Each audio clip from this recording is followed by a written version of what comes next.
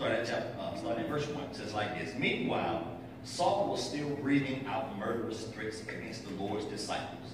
He went to the high priest and he asked him for letters to the synagogues in Damascus, so that if he found any there who belonged to the way, whether men or women, he might take them as prisoners to Jerusalem. As he neared Damascus on his journey, suddenly a light from heaven flashed around him, and he fell to the ground, and he heard a voice say to him, Saul, Saul, why do you persecute me? Who are you, Lord? Saul asked. I am Jesus, whom you are persecuting. He replied, now get up and go into the city, and you will be told what you must do. The men traveling with Saul stood there speechless. They heard the sound but did not see anyone. Saul got up from the ground, but when he opened his eyes, he could not see anything. So they led him by the hand into Damascus. For 3 days he was blind and did not eat or drink anything. In Damascus there was a disciple named Ananias, and the Lord called to him in a vision. Ananias. Yes, Lord, he answered. The Lord told him, go to the house of Judas on Straight Street and ask for a man from Tarsus named Saul. For he is praying in a vision. He has seen a man named Ananias come and place his hands on him and restore his sight. Lord, Ananias answered, I have heard many reports of this man and all the harm that he has done to the saints in Jerusalem. He has come here with authority from the chief priests to arrest all who call on your name. But the Lord said to Ananias, go. This man is my chosen instrument to carry my name before the Gentiles and their kings and before the people of Israel. I will show him how much he must suffer for my name. Then Ananias went to the house and he entered it. Placing his hands on Saul, he said, Brother Saul, the Lord Jesus, who appeared to you on the road as you were coming here, has sent me so that you may see again and be filled with the Holy Spirit. Immediately, something like scales fell from Saul's eyes and he could see again. He got up and was baptized, and after taking some food, he regained his strength. Saul spent several days with the disciples in Damascus. At once he began to preach in the synagogues that Jesus is the Son of God. All those who heard him were astonished, and they asked, isn't he the man who raised havoc in Jerusalem amongst those who called on this name? And hasn't he come here to take them as prisoners to the chief priests? Yet Saul grew more and more powerful and baffled the Jews living in Damascus by proving that Jesus is the Christ. Now, I know that was a whole bunch of lot of scripture, but I'm going to really be brief this morning, if the Lord allows. I want to give you the subject. Everybody can be changed, but you. Everybody can be changed, but you. It is funny. It is almost hysterical to me how, traditionally speaking, in church, I ain't talking about nobody outside, I'm talking about church right now. In church, we will celebrate the conversion of someone who gives their life to Christ. We even pray for it. We encourage people to change their life. But as a church, you know, the central message is that we want people to give their life to Christ. We want people to be changed. But the problem that I found, that I encountered in church, not outside of church, in church, is that we will celebrate somebody you don't even know that has given their life to Christ. You can hear a testimony on TV. Praise God. They turned their life over to God. But when somebody who you know, who's sitting next to you every Sunday, somebody you personally know, turned their life over, turned over a new leaf, or has tried to change in a way in their life, we don't celebrate them at all. In fact, we actually look at them with a little bit of, I don't really think you got it like you say you got it. We tend to look at people in a different way. Because, see, the problem is that when folk that we don't know can change, we call it a miraculous thing. We say the Lord has done a great work. The Lord works in mysterious ways. We get deep when it's folk that we don't know. But the problem that I have with the saints is that the saints have gotten to a point to where we don't even believe that other saints have turned their lives over like they say they have. And I've come to the conclusion that a lot of this has to do with tolerance. Watch this, I'm going to break this down real quick. The church has years of traditional tolerance. What does that mean, preacher? I'm going to break this down for you. The church has years of traditional tolerance. We will tolerate people's ways before they are converted. And we make excuses for it. But that's just boys being boys. You know, that's just, I used to be like that when I was young. It ain't no big deal. One day they'll get it together. One day they'll turn around. We make excuses for people when they haven't been converted. This is before they know Christ. This is when you're living in the world and you're doing what you want to do. But after the conversion, the church is still tolerating the same behavior from folk who say that they have turned their life over to Christ. Now, if the saints don't believe that I'm converted, then do the saints really believe in change? Because here's the problem. We pray for change. We speaking in tongues about change. We falling all over the floor in change. You don't use a whole bottle of oil slapping on people's forehead about change. But then when people confess that they are changed, but their lifestyle don't add up with what they saying that they believe, how long are we going to tolerate the unchanged? Let me break this down for you. Before conversion, we expect to be persecuted. We expect people to do or act a different way.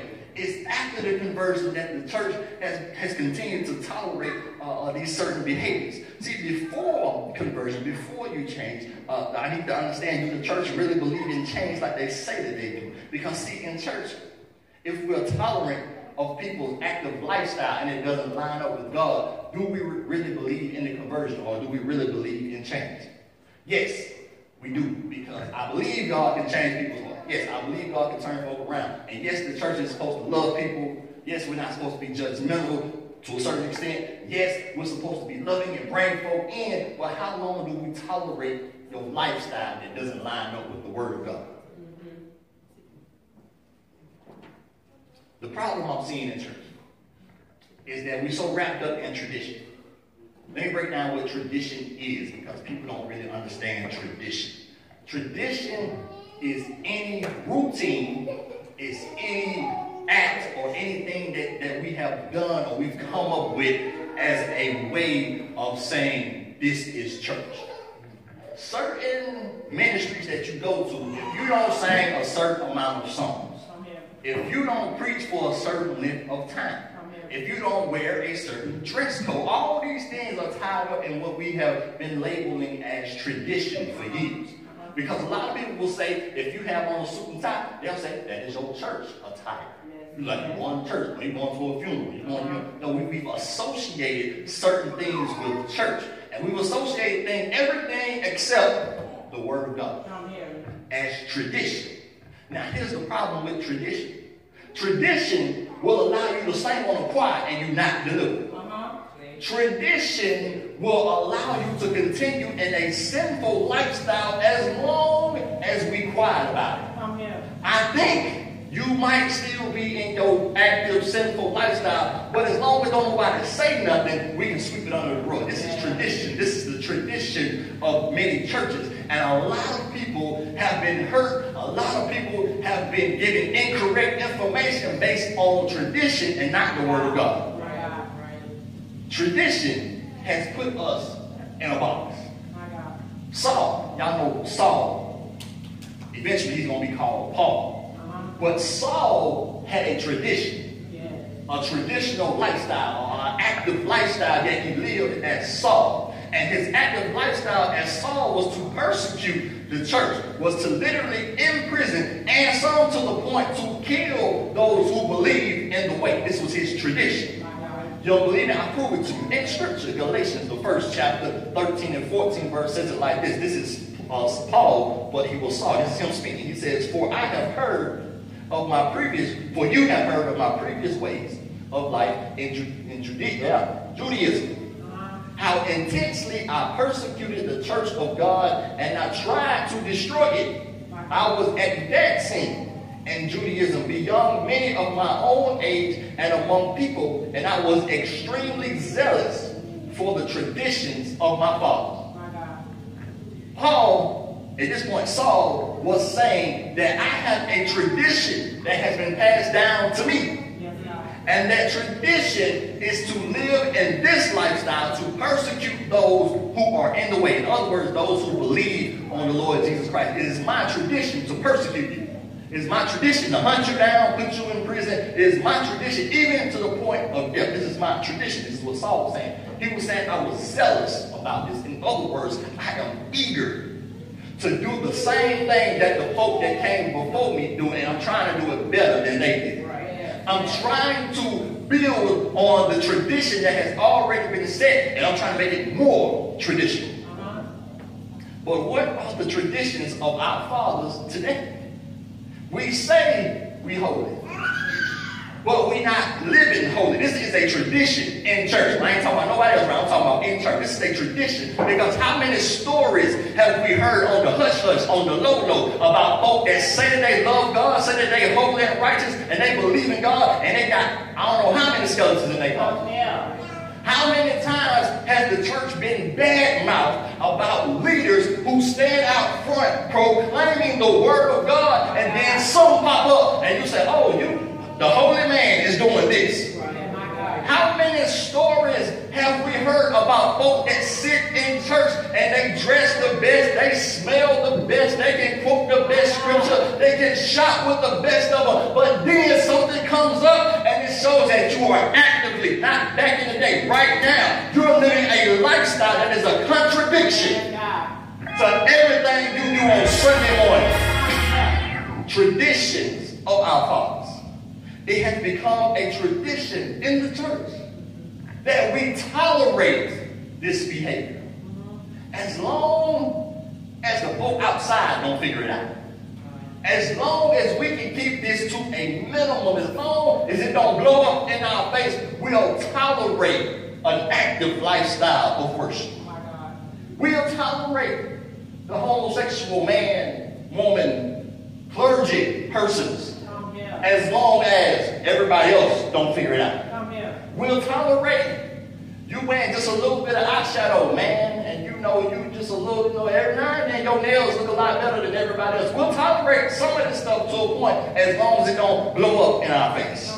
We'll tolerate promiscuousness to a certain extent, just as long as everybody else don't figure out that you're sleeping and creeping with everybody in the church and you ain't got a damn ring on your finger. We'll tolerate some molestation in the church just as long as it don't hit the media, as long as don't nobody find out, as long as everybody keep their mouth shut. We'll tolerate it to a certain extent. We'll tolerate lies. We'll tolerate thievery. We'll tolerate adultery as long as everybody else don't figure it out.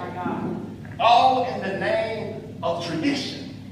As long as we shout about it for 13 hours, everything will be all right. As long as the tithe come in and go pay their money, everything will be all right. As long as everybody out there don't figure out that we just looking good, but we ain't living like nothing. As long as they don't figure it out, we all right with tradition. We eager to continue to tolerate a lifestyle of sin as long as it keeps the church going. Yes, God. We all right with these tight pants wearing, broken wrists, feminine men leading our choir, as long as they sound good. As long as we get recognition, as long as the album sound good, as long as we can show up at the Stellar Awards, we all right with your feminineness, as long as you give glory to God through praise and we get to shout about. We all right with the musicians and their feminine ways, as long as you sound good. We all right with it, as long as the amen corner is doing their job. We all right. We can tolerate an active lifestyle of sin as long as we get 10,000 folks in our cathedrals. As long as the attendance don't go down, we all right. But see, the problem with that is that when I read the scripture, I remember Jesus spoke to crowds as large as they label one crowd as 5,000. Now you have to understand that when they took the census back in this day, they only counted the men. They didn't count the women, and they didn't count the children. So they labeled it as 5,000 men, but there were also women and children, so the crowd was actually bigger than 5,000. Jesus spoke to large crowds, but everybody in the crowd wasn't living right. Everybody in the crowd went on Jesus' side. So the problem is that the church has begun to engage in a tradition where we'll tolerate a large group of folk, and they can be living like hell. As long as you show up on time Sunday morning and you pay your money, we'll tolerate this lifestyle of sin. But see, I'm such an unconventional preacher. I'm such an unconventional preacher. I ain't in the circles. I ain't in the cliques, and that's okay with me. I ain't in the circle with everybody else. That's all right with me because I understand through Scripture, God said, "I've called you to be separate." Yeah.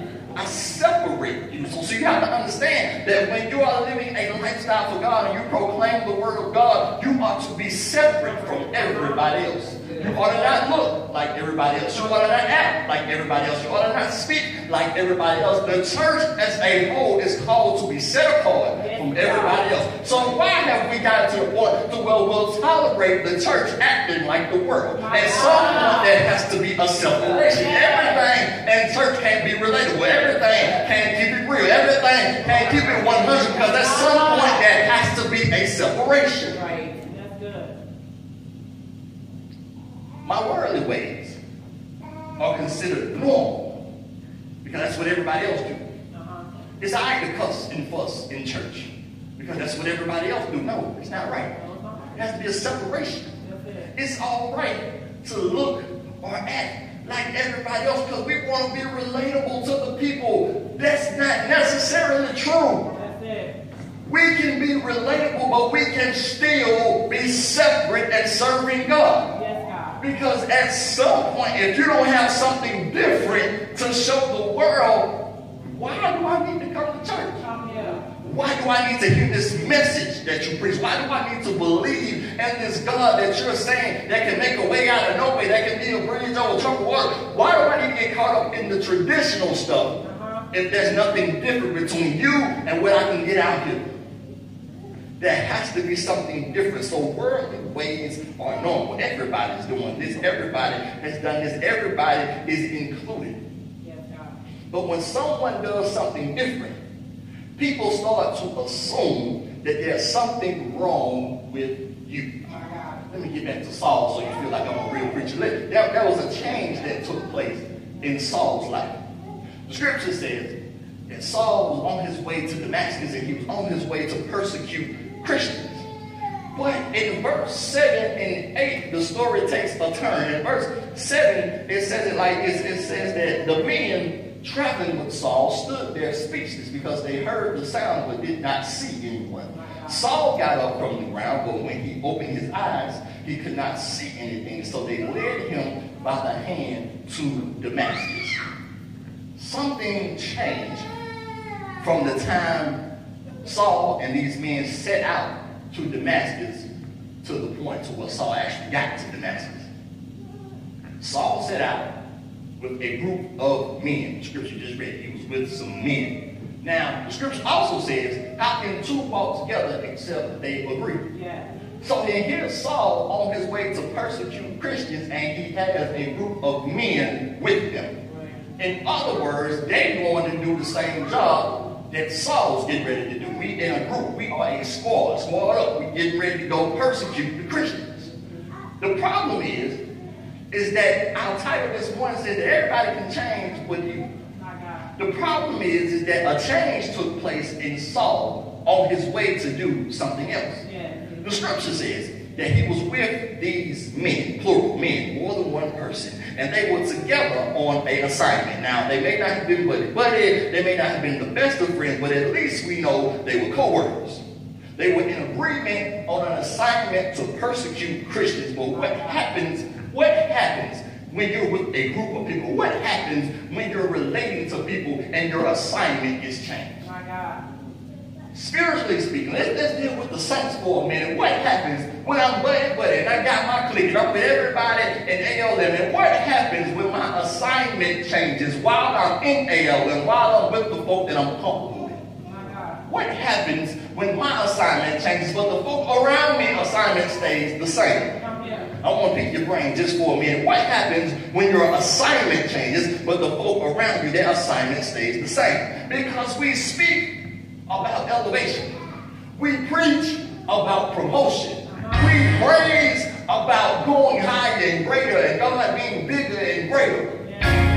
But what happens when elevation hits you but don't hit me? My God. What happens when you go higher but a separation occurs and you got to go up but I didn't get to go up? See, we forget that in order to be promoted, in order to be elevated, in order to have greater, that it's going to require you to be separated from some folk.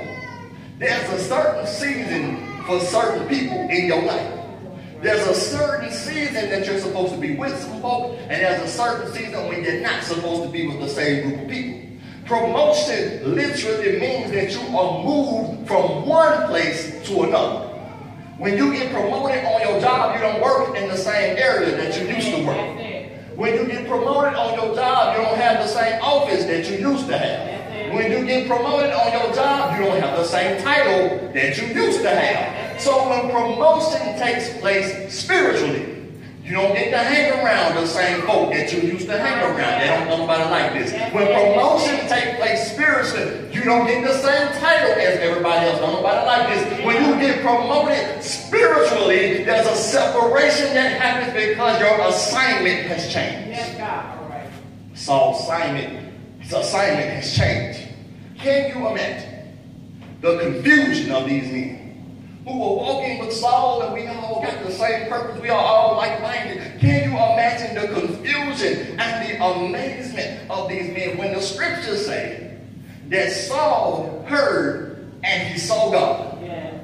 But the folk that were with him, ain't no difference in you, Saul, and ain't no difference in me. How come you get to see and hear from God and I'm standing right here with you? My God. The scriptures say that Saul heard and he saw God. Then the scripture says that the men heard, but they didn't see. Y'all can catch that. I got to read it so you get it. The men traveling with Saul stood there speechless because they heard the sound but did not see anyone. I need you to understand that the men that were with Saul, they heard God, but they didn't get to see God. Can you imagine the hateration that took place? When I get to hear him, but I don't get to see him. How is it that you who are with me get to hear and see, and you ain't no different from me, you ain't no older than me, you ain't got no deeper commitment or anointing than me? In fact, we all are in sin because we all going to persecute the church. So how you get to hear and see, and I hear, but I don't get to see? There are a lot of people in church that will hate your guts because you get to hear and see from God and they don't get nothing. But the problem is that when your assignment changes, everybody don't get the same vision. Everybody don't get the same vision that God is giving you. So some folk will hear from God, but they don't get to see. So we tried to figure out why we had a group of 30, but now we're down to 15. How we get from 15 to 10 to 10 to 8, 10 to 3, 6, 3. How we get separated when we were all the same. When the assignment changes, there has to be a separation because everybody don't get the same vision. Everybody don't get to see where God is taking you. Everybody don't get to see the promotion of where God is elevating you. Everybody don't get to live life elevated. I got to go now. I got to go now because see, you have to understand that the men that were with him had a problem with this. People will attack your integrity. They will question if you saved. They will question if you've really been delivered. They will question if you have really been converted. Because what people don't understand is that when spiritual things take place, I can't change spiritually and not change physically. If you read the scripture, it says that when they heard, but they didn't see. The scripture then says in verse 8, says, Saul got up from the ground, but when he opened his eyes, he could see nothing. Something has changed in him. Before he went down, I could see everything. When he got up physically, he couldn't see. Something has changed because Saul could not see physically when he got up. But the men that were with him could still see. But yet the scripture says that they heard, but they didn't see God. So they kept their physical sight. But they didn't get the spirit. I got to get no spiritual sight. Saul went down with physical sight. But when he got up, he had spiritual. He had vision when he got up. But we was all together, Saul. We was the squad. We was together. We had matching t-shirts that said ALM, living life elevated. But when you got up, your vision changed.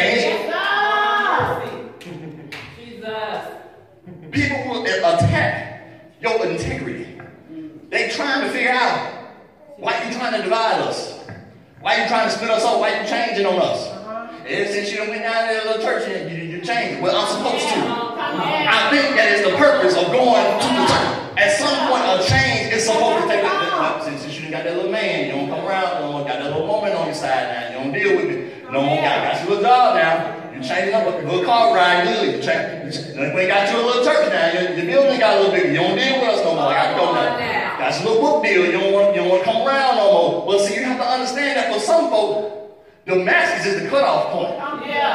We on the road to Damascus. The scriptures say that they did reach Damascus. Everybody did reach Damascus, but when Saul got there, it was something different about him. We will reach Damascus, but at Damascus, this is the cutoff point. This is it right here. This is as far as we go. And everybody don't understand that. The assignment was for you to go to Damascus. We did it. We got it. Love you, preach. Damascus is the cutoff point for some of us. Because we love talking about promotion. We love talking about going higher. We love preach that, preacher. Because we don't shout about that for at least an hour and a half. But what we don't understand is why are you shouting? The folks shouting with you might not be with you when you go to the next level. Because the assignment is going to change, and where he's sending me, he may not send you. He may not send them. He may not send us. So when the assignment changes, you might get up off the floor with a different vision than me. The scriptures say that they reached Damascus. They wrong way. They're going to do that. They're going to reach Damascus. But I need you to understand that one of the biggest conflicts you're going to ever experience in church, one of the biggest issues people have in church right now, is that people get in their feelings when folk get promoted. People get in their feelings when folk get elevated. People get in their feelings when folk reach greater. But did we not preach, teach, talk, sing, dance, shout, run, do laps around the building about these same things? And when it happens, why is there a division? Because people feel when you go higher, they feel either left out or left behind. When you get promoted and elevated, people feel some kind of way because when your vision changed, when your assignment changed, your season changed, and the folk that was with you feel like you ain't taking them with you. Well, see, it ain't got nothing to do with me. My assignment didn't change because I wanted it to change. Saul had every intention of going to persecute Christians. The assignment changed because he heard and saw from God. Don't be mad at me because God ain't show up. I got to go. I got to go now. When my assignment changed, I can't stay in the same place. When my spiritual assignment changes, my spirit can't go one way and my physical body go another way. When my assignment changes, my physical body has to follow. Well, my spirit is now been assigned to. Old school used to sing a song, your body is here with me, but your mind is on. I know y'all say, y'all know it's the other side. You can't be in two places at once. I can't be in two places at once. I can't be assigned to go here. And my physical body say, nah, I think I'm just going to hang out right here. I can't do both. Because, see, the problem in many churches and why it's such a conflict when people get promoted, when people get elevated, is because people have grown comfortable in their settings. And now you're trying to figure out, why is it that I'm sitting here and everybody else is getting filled with the Holy Ghost, but I don't feel nothing? Why is it that I'm sitting here and the whole church is jumped up, shouting, running around? Everybody else got the vision, but I don't feel nothing. Ain't nothing moving inside of me. And what happens is that folk have become dead because they're sitting comfortable in a place where God has moved your assignment, but yet your physical body, you trying to stay in your comfortable space. But what you have to understand about the assignment of God is that when he gives you an assignment, there's going to be some struggle. When he gives you an assignment, there's going to be some hardship, but yet because it's the assignment of God, it will fulfill its purpose. So yes, Saul got up with a physical affliction, but where my spirit is leading me, my physical body has to go. Even when I'm unable to. Scripture says, when he got up with a physical affliction, he couldn't see. The men that were with him, the folk that didn't get the same assignment, took him by the hand and helped him reach his assignment. God will send somebody, even though they ain't assigned, to get you to your assignment. look, Saul, with your blind self. You got an assignment that, yeah, we was all there together. I wish I could go with you, but Damascus is the cutoff point. Yes, God. Saul got up and said he couldn't see anything. So how do I ain't even reached the city yet. I'm on the way to the city. How do I get to my destined place? God said the folk that are with you that are not assigned, I'll have them lead you to your next assignment. I got to go now. You have to understand there's a lot of folk that are sitting dead in churches all over the country right now, trying to figure out why I can't get excited about God, why I can't get the vision that everybody else got, why I don't see the vision of the leaders and other pastors, why I can't get excited when they start talking about elevation and promotion. It's because God is assigning you to a different place. My God. You sitting in a comfortable place based off tradition. Going back to tradition, based off tradition, because they shout the way grandma them shouted when I grew up. Come here. That's tradition. Ain't got nothing to do with the Spirit of God, because if you don't ever shout, if you don't ever run, God can speak to you and elevate you and promote you, and you'll never have to dance about it. Come here. But because used to, because of tradition, the preacher preaches like I like it, and then God, and he does all these antics that I'm used to traditionally, and I don't even get to hear or see from God. Understand this: when your assignment changes, our physical body cannot stay if my spirit has been assigned somewhere else. God can change, but can he change you? My God. The man that was with Saul was trying to figure out how you get this, and we were standing right here, and we ain't get nothing. How is it? How is it that I was right there in the number with you, and I heard what you heard, but I didn't get the vision that you got? The scripture says, if you go on, jump skip to the 19th verse, it says that immediately when Saul received his sight, when Ananias came, prayed for him, it said scales fell off his eyes, and he received his sight. He was baptized, and immediately he began to preach to the Jews. The scripture says that the Jews, God's chosen people, the folk that were in the way, the folk who he was sent to persecute, the folk who knew Jesus, the folk who had a spiritual gift, the folk who had a relationship with God, these folk, church folk, saints of God, questioned, is he really converted like he said he is? Because the people questioned, they said, ain't this the same man that received official permission from the chief priest to come here to Damascus and persecute us, to carry us into prison? Ain't this the same man? But that same man, you're trying to tell me that he's going to preach, that he's going to teach in our synagogue, that he's going to set folk free, that he's going to deliver folk. You're trying to tell me that this man can hear from God. See, people, they believe everybody else changed, but they have a hard time believing that you changed. Because they're familiar with you. They know you. They know your past. They know what you're into. They know what you used to do. And it's hard for folk when they're familiar with you to recognize the change in you. Because they're not looking at you with their spiritual eyes. They're looking with it. I'm just looking at what I'm used to. All I see is what I used to. Every time I see you, I feel like getting high. Every time I see you, I feel like doing. Every time I see you, all I remember is what you used to do. I'm familiar with that. That resonates with me. I'm familiar and I'm comfortable with what you used to be. But your assignment has changed.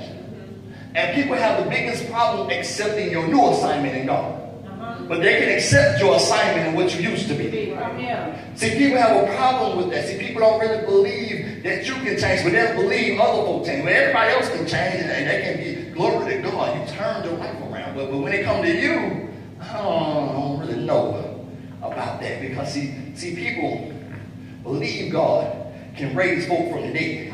They believe he can cast out demons. But something simple like turning my life around, people have an issue with. My God. Something simple like me stop cussing. Something simple like me praying for you instead of popping you upside your head. Something simple like me just wanting to serve and love God and wanting to love God's people. People have an issue with that. But you can believe that God raised people from the dead. You can believe that he cast out demons. You can believe all this other stuff that you've never seen with your natural eyes. But God will show you with your natural eyes, a change in folk that you know, folk that you're comfortable with. And we have a hard time believing that. My God. We have a hard time believing that Saul, who was a persecutor of the church, is now a preacher, is now a teacher, is now someone who has been called by God. So the problem is why I can't change. My God. What's so hard to believe about me? What's so hard to believe that I can't change? Because people remember you for what y'all used to do together. My God. I told you people have a problem with your assignment changing because with elevation comes separation. Yeah. But I remember what we used to do together in the world. When we was in the world, there was no separation. Come here. If you got high, I got high. If you got drunk, we got drunk. If you got some, I got some. If you told a lie, I had to back your lie up. We was together. We was a team, ride or die. What happens for you to you always happens for me and to me. So why is it that when your spiritual assignment changes, why you need to go higher and I got to stay here? My God. Have a problem with that. Have a problem with that. People have a problem with your elevation. So here's the problem. If y'all was together and y'all both heard from God, but you didn't get to see from God, what's so special about you? Why are you getting to hear and see from God and I don't? My God. Not that we want people to not operate in their assignment, but we don't understand that somebody else's season ain't my season. Come here. Sing the song, this is my season. That's personal. This is my season for grace, for favor. This is my season to reap what I have sown. This is an individual thing taking place. So yeah, we was together on the road, but when it's time for me to reap, don't necessarily mean it's time for you to reap. What you have to understand, when it's time for my deliverance, don't necessarily mean it's time for yours. Not saying that it's not going to happen, just not happening today. This is my season. This is for me. This is what God has for me. So when the assignment changed in Saul, a lot of people had a problem with that. But see, this is what people don't understand. When the assignment changed for Saul, not only did his spiritual assignment change, but his life as a whole was getting ready to change. And people are upset with you for going higher, for your elevation, for your promotion, but they don't understand the hell you're getting ready to go through. They don't understand the stress, the worrying. They don't understand how your prayer life is getting ready to increase just for you to stay afloat, just to keep my sanity. You don't understand what I'm getting ready to go through. You ain't been through the hell I've been through to get promotion, and you ain't willing to go through the hell I'm getting ready to go through to keep my promotion. But everybody want to be promoted. Everybody want to go what Saul go. Everybody want to do what Saul do. But you don't understand. Paul was afflicted daily. Wasn't it Paul who prayed 3 times for the thorn to be removed? And God said, my grace is sufficient for you. Keep that thorn. That's right.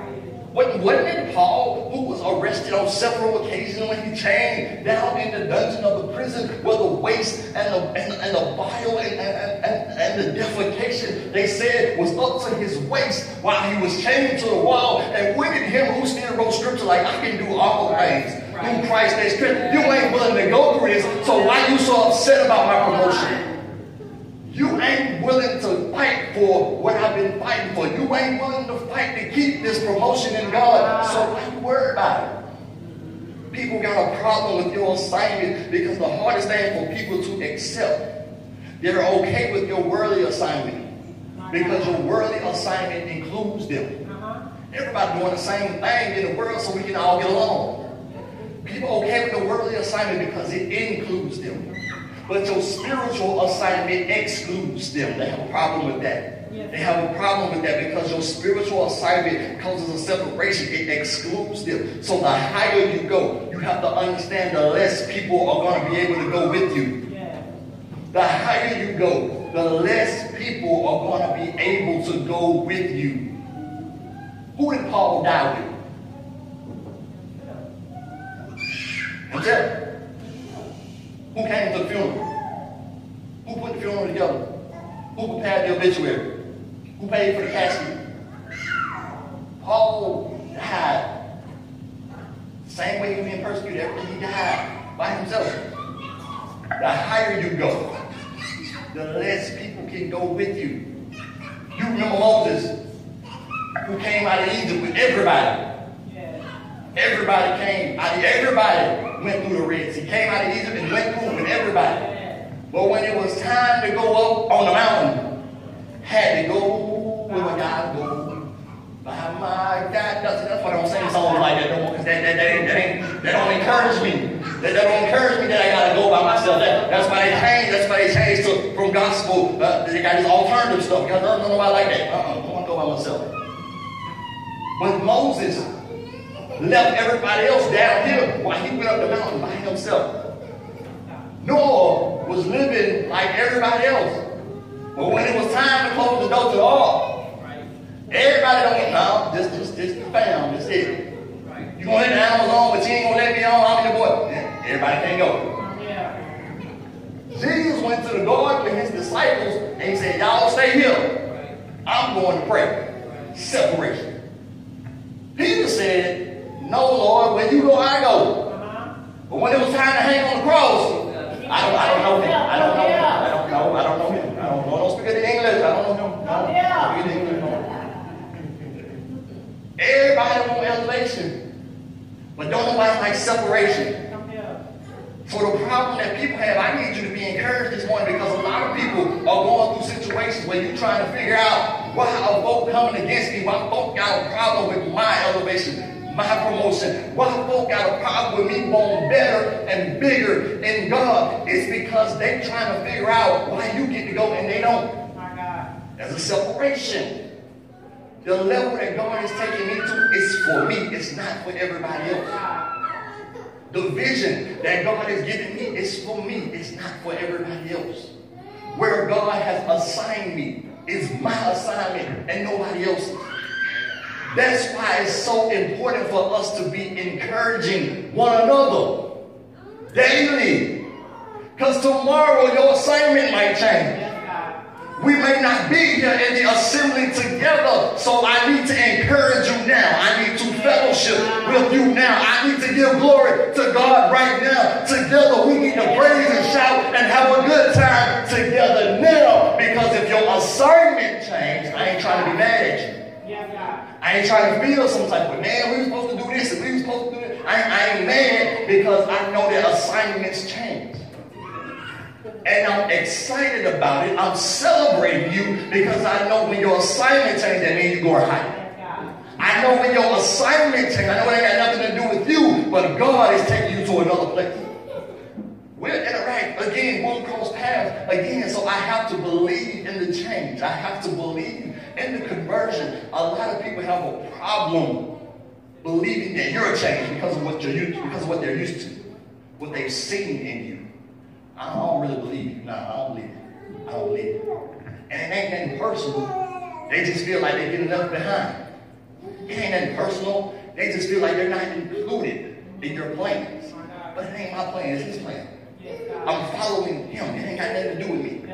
And a lot of people are upset just simply because they don't understand how God works. Just because they hadn't searched the scripture for themselves, just because they hadn't took time to get in prayer for themselves, just because they don't understand how God works, they mad at you. It's all right, be mad at me. I'm still going high. You can be mad all you want to. I'm still getting elevated. Be mad all you want to. Promotion is mine. So a lot of people don't believe in your change. A lot of people don't believe in your promotion, your elevation. That's why we talk so much about haters in church, because folk are mad because they're trying to figure out why we here together, but you go up and I don't. You will, but it's going to be in his time. It's going to be when he changes the assignment. Not because I'm going up to his assignment. I'm going with you. That may not be what God wants.